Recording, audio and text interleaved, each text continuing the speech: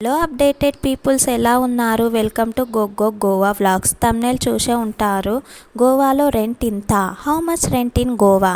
మాకు ఎలా తెలుసు అనుకుంటున్నారా? మేము ఇక్కడే ఉంటామండి. మేము స్వయంగా ఎక్స్పీరియన్స్ చేసి మీకు ఈ ఇన్ఫర్మేషన్ తెలియజేస్తున్నాము.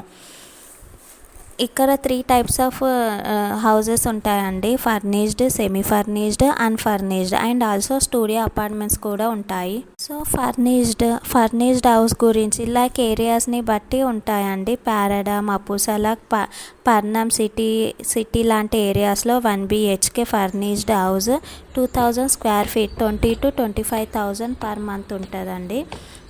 అదే semi furnished like bed, chairs, అల్మారా అలాంటివి అయితే 15,000 to 18,000 పర్ మంత్ ఉంటుందండి.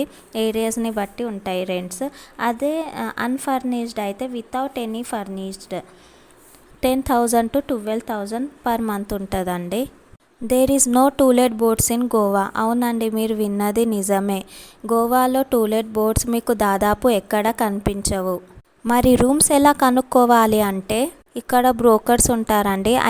మీడియేటర్స్ లేదా ఆన్లైన్లో వెబ్సైట్స్ లైక్ magicbricks.com, 99acres.comలో మీరు సెర్చ్ చేయొచ్చు. లేదా మీడియేటర్స్కి కాల్ చేస్తే వాళ్ళే డీటెయిల్స్ చెప్తారండి.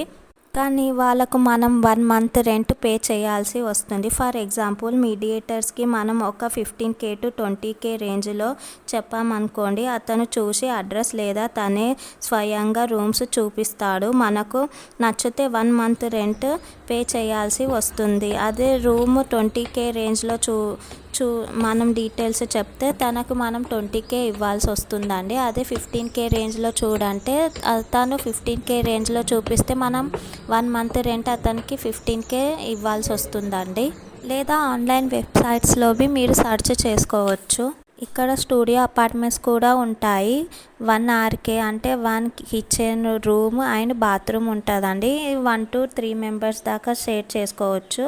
అదే ఏరియాస్ని బట్టి 10 to 15K రేంజ్లో ఉంటాయండి. కానీ ఇవి బ్యాచిలర్స్కి అయితే బాగా సూట్ అవుతాయి.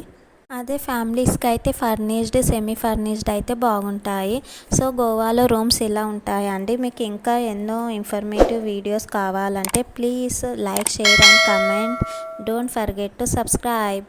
Thank you so much for watching friends. Don't